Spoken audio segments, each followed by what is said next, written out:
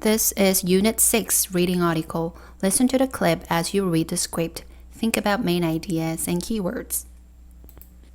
Unit 6, Reading 2, A Haven for Chimps.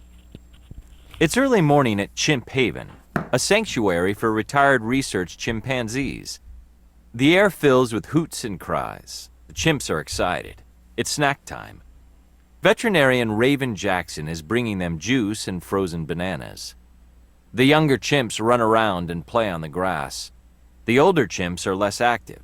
Some suffer from illnesses like heart disease. However, both the old and the young chimps have one thing in common. They will never have to be subjects in medical experiments again. From lab to playground. For nearly 100 years, laboratories have used chimpanzees to test drugs and medical procedures. This is because of their genetic similarity to humans.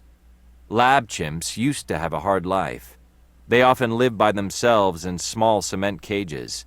Some never went outdoors, and many of them were given HIV and hepatitis viruses in order to test vaccines. What has changed? A U.S. law protecting chimpanzees as an endangered species used to apply only to wild chimps. But in 2015, the law changed to protect all chimps.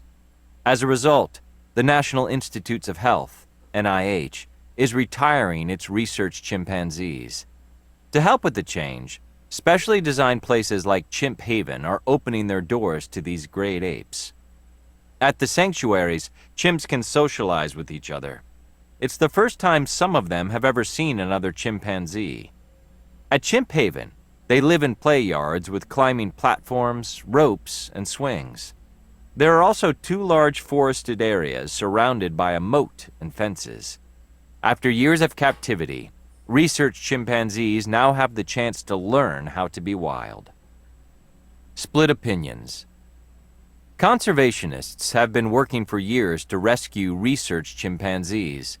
They're happy that the NIH is finally ending this practice. It means people will stop capturing chimpanzees in the wild and selling them for research. If they are no longer being used in labs, chimps may someday no longer be endangered. Studies have also shown that chimpanzees have intelligent, emotional natures, similar to those of humans. Animal rights activists are therefore against using chimps in medical research, especially in invasive experiments. On the other hand, some scientists argue that animal testing is important for making advances in human health. Chimps have been used to study infectious diseases and reproduction, among other things. After the NIH announced that it was stopping its chimp program, Frankie Troll, president of the Foundation for Biomedical Research, expressed concern about the decision. Given NIH's primary mission to protect public health, it seems surprising, she said in a 2015 Nature article. In addition, some scientists experiment on chimpanzees to find cures for diseases that affect chimps, not just humans. Disease ecologist Peter Walsh has been working on an Ebola vaccine for wild chimps. He worries that the NIH decision will bring his research to a halt and hurt the health of the species. The United States is the world's leading nation for chimpanzee conservation research. Besides the United States, Walsh argues, there really is no other place to do conservation-related trials. The debate over using chimpanzees in medical research continues. Under the new law, some scientists may be allowed to conduct experiments on chimps if the goal is the preservation of the species itself. It doesn't mean the NIH is eliminating chimpanzee research altogether, stresses Jen Firestein, the director of Save the Chimps, a sanctuary in Florida.